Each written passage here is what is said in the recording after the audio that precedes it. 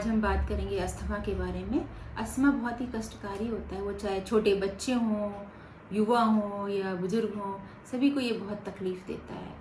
ये ना माता पिता के थ्रू हेरिडिटरी जिसे कहते हैं वो बच्चों में आ सकता है, या इम्यून सिस्टम की कमी की वजह से। इम्यून सिस्टम की कमी की वजह से जैसे वेदर चेंज हो रहा है, या डस्ट है, पॉलन ग्रेन्स हैं, और या तो रुई है, या कंबल है, ऊनी कपड़े हैं, कॉकरोच है ना, इन सब की वजह से भी अस्थमा की प्रॉब्लम हो सकती है। या फैट की वजह से फेफड़ों के ऊपर दबाव पड़ता है, उसकी वजह से भी प्रॉब्लम हो सकती है।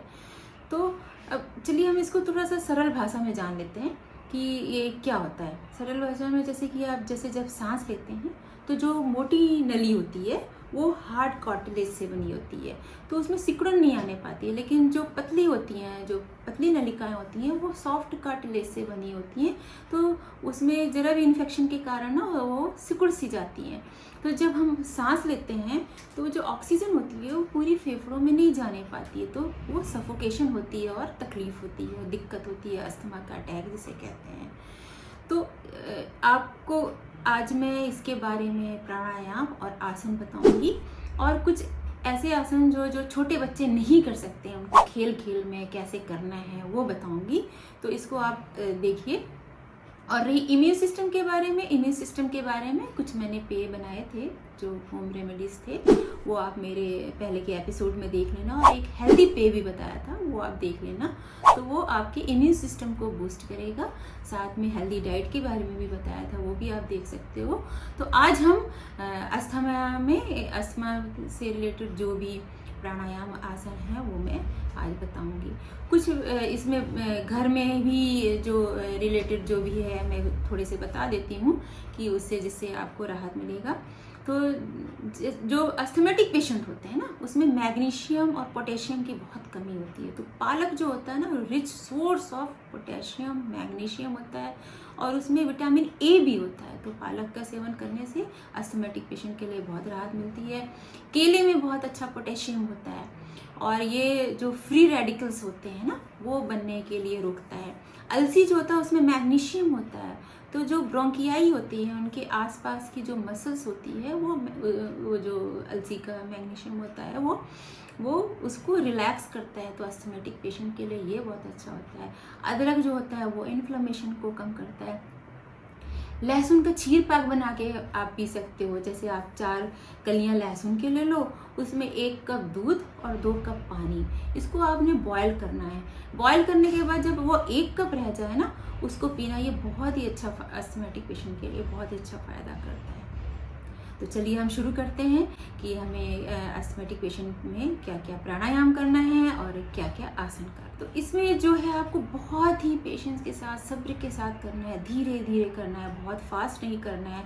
तो सबसे पहले आपने क्या करना है, डीप ब्रीथिंग करनी है। धीरे धीरे बहुत आराम से दोनों नाक से धीरे धीरे आपने सांस अंदर लेनी है, धीरे धीरे छोड़ना है। बहुत फास्ट कोई चीज़ नहीं करनी है ना। यदि आप स्टार्ट कर रहे हैं तो आपको और भी केयरफुली करनी है। फिर इसके बाद आपने क्या करना है, राइट हैंड को अपने चेस्ट पे रखना है और लेफ्ट हैंड को पेट पे रखना है। फिर आपने क्या करना है, पेट को अंदर करना है और चेस्ट को लिफ्ट करना है। फिर आंख बंद करनी है और स्लोली आपने सांस को बाहर निकालना है। ये आपने 6 से 7 बार करना है, इससे काफ़ी अच्छा आपको आराम मिलेगा। फिर इसके बाद आपने उज्जयी प्राणायाम करना है, जो गले को स्क्वीज करके अंदर सांस खींचनी है। जैसे कि आपने जब आप नॉर्मल ब्रीथ लेते हो ना, तो उसमें आपने आवाज़ नहीं आती है, तो उज्जयी प्राणायाम जो होता है, जो कि आवाज़ के साथ सांस खींचनी है। जैसे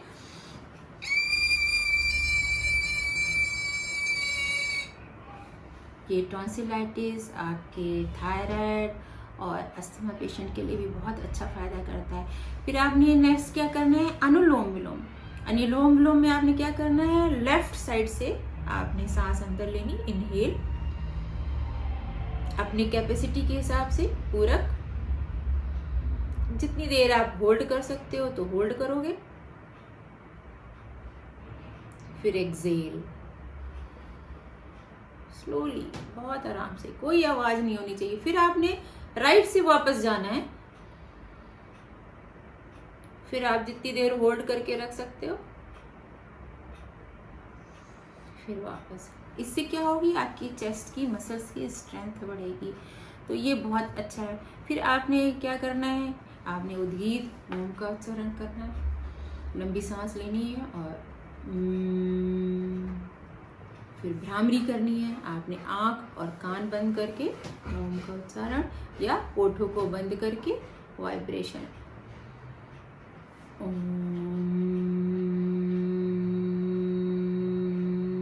इससे क्या होगा ना कि आपके कॉन्फिडेंस लेवल बढ़ेगा। आपको जो घबराहट होती है वो सारा आपका कंट्रोल में होगा। इसलिए भ्रामरी बहुत ज़रूरी है। एक आपको बहुत स्पेशल आपको योगा बताना चाहूँगी, जालंधर बंद। ये 3 बंद होते हैं, एक जालंधर, एक उडियान, एक मूल बंद। जब तीनों को एक साथ लगाया जाता है तो यह महाबंद बंद हो जाता है, महाबंद बन जाता है। तो इस समय आपको, हम अष्टमी की बात कर रहे हैं, तो हम इस समय आपको जालंधर बंद की बताएंगे कि कैसे लगाना होता है। उसमें क्या करना है, आपने स्ट्रेट बैठना है। स्ट्रेट बैठने के बाद आपने गर्दन को यूं नहीं झुकाना, सिर्फ गर्दन को ऐसे धीरे से। इसमें भी 2 तरह के होते हैं, बंद लगते हैं, एक अंतः कुंभक, एक बाह्य कुंभक। इसमें क्या करना है, अंतः कुंभक में क्या करना है, आपने इनहेल करना है, सांस अंदर लेते हुए करना है, वो मैं आपको बता रही हूँ। तो उसमें क्या करना है, आप सांस अंदर लोगे और चिन को यहाँ पर ऐसे लगाओगे, ठीक है। तो आप ऐसे ध्यान से देखें, आपने सांस अंदर खींची और गर्दन सीधे रहेगी और इसको धीरे धीरे बस जितना हो सकता है अपने चिन को ऐसे लगाना है। एक्सेल करते हुए स्लोली आपने वापस पोजीशन में पहुंच जाना है। ये हो गया अंतः कुंभक जलंधर। एक होता है बाह्य कुंभक जलंधर। उसमें क्या करना है, उसमें बस आपने बाहर एक्सेल करना है और उसी तरह करना है, सेम प्रोसीजर। तो आपने सांस बाहर निकालना,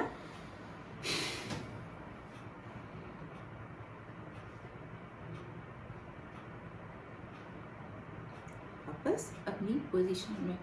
ये इतना अच्छा होता है, आपके नाड़ी चक्र वगैरह के लिए भी बहुत अच्छा होता है, आपके ब्रेन के लिए अच्छा होता है, आपकी स्ट्रेंथ बढ़ाता है, पिट्यूटरी ग्लैंड के लिए अच्छा होता है। तो आप बस इतना अभी आपको इसलिए बता रहे हैं कि ये आपके लंग को मसल्स को, लंग की मसल्स को, आपके श्वास को बहुत अच्छा करेगा। आपको इसकी जो प्रॉब्लम है वो काफ़ी हद तक रिलीफ होगी। इसके बाद हम अब आसन की बात कर लेते हैं। तो आसन में क्या करना है, सुखासन में आप बैठ सकते हो, आप वज्रासन में बैठ सकते हो। वज्रासन एक ऐसा केला आसन है जो खाने के बाद किया जाता है, खाने के बाद उस आसन में बैठा जाता है। इसके बाद आपने ताड़ आसन करना है, ताड़ आसन और त्रिकोण आसन करना है, जैसे ये देख रहे हो आप, त्रिकोण आसन करना है आपने।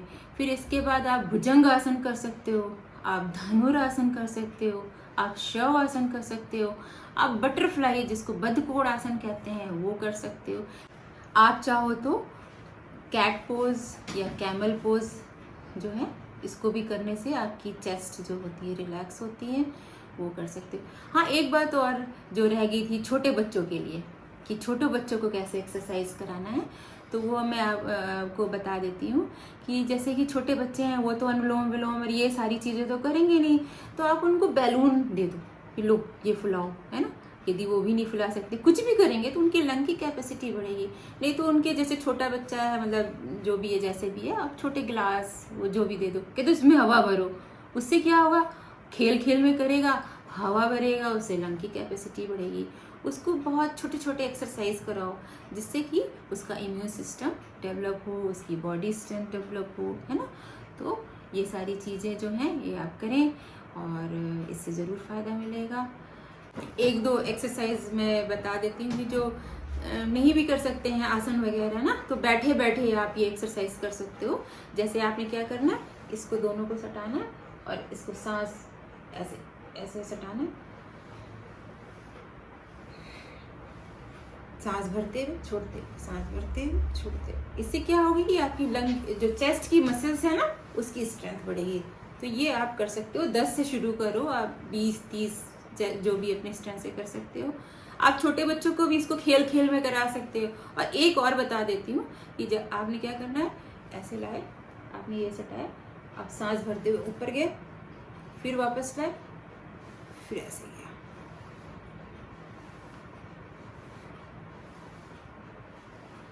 सांस भरे, छोड़े, वापस आए, फिर सांस भरे, फिर छोड़ते हुए वापस, सांस भरते हुए, छोड़ते हुए वापस, फिर सांस भरते हुए, फिर छोड़ते हुए वापस। तो ये छोटे बच्चे भी कर लेंगे, और जो नहीं आसन कर सकते हैं वो चेयर पे बैठने वाले जो बुजुर्ग हैं तो वो चेयर पे बैठ कर के ऐसा छोटी छोटी एक्सरसाइज ये भी कर सकते हैं।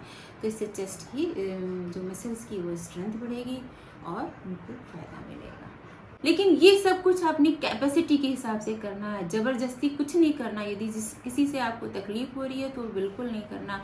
स्लोली, बहुत स्लो प्रोसीजर में आप ये सारा कुछ शुरू करोगे और धीरे धीरे उस अपने कैपेसिटी, अपने एज, अपने डिजीज़ के हिसाब से उसको करोगे। एक बात करते हैं कि जो अस्थमेटिक पेशेंट होते हैं वो इन्हेलर लेते हैं, क्योंकि जो सिकुड़न होती है वो रिलैक्स हो जाती है, तो जो हम सांस लेते हैं तो आसानी से लिया जाता है। लेकिन इन्हेलर लेने के बाद आपने एक चीज़ प्रिकॉशन रखना है कि मुंह को ज़रूर वॉश करो, क्योंकि जो उसके अंदर पाउडर होता है ना वो नली में जाता है और वो फंगल इन्फेक्शन वगैरह करता है, जिससे मुंह में छाले वगैरह हो जाते हैं। इसलिए आपको मुंह वॉश करना ज़रूरी है। यदि आप थोड़ा प्रिकॉशन और ये योगा प्राणायाम करोगे तो आपका धीरे धीरे इन्हेलर भी आप छोड़ने की कोशिश करोगे तो होगा, लेकिन वो भी अपने ऑब्जर्वेशन के हिसाब से धीरे धीरे करके। तो इन्हेलर भी आपका काफ़ी हद तक आपका कम हो जाएगा। यदि बाय चांस कभी आपके पास इन्हेलर नहीं है तो आप परेशान मत हो। ऐसे समय में पेशेंट को बहुत हिम्मत बढ़ानी होती है, क्योंकि एक्साइट जब होता है तो पेशेंट को अस्थमा का ज़्यादा प्रॉब्लम करता है। तो उसको हिम्मत बढ़ानी होती है कि घबराओ नहीं, सब कुछ ठीक है। और उसको तुरंत आप चाय या कॉफ़ी बना के पिला दोगे ना, तो जो उसकी जो रिलैक्स हो जाती हैं जो नलियाँ हैं, तो उसको सांस लेने में बहुत आराम मिल जाता है।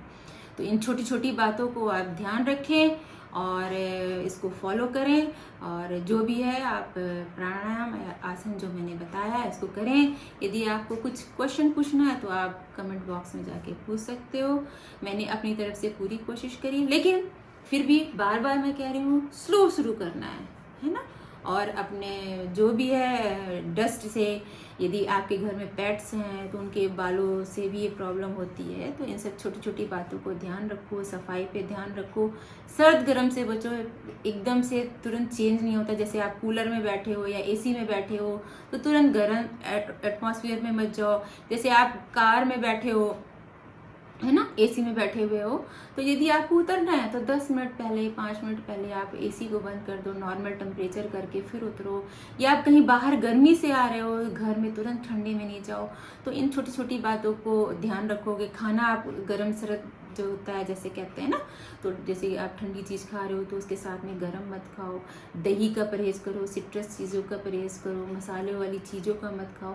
और सबसे बड़ी बात, कॉन्स्टिपेशन मत होने दो। आपका पेट ठीक रहेगा तो जो रिफ्लेक्स होता है उसमें भी काफ़ी हद तक आपको आराम मिलेगा। तो इन छोटी छोटी बातों को ध्यान रखो। धन्यवाद। जय हिंद।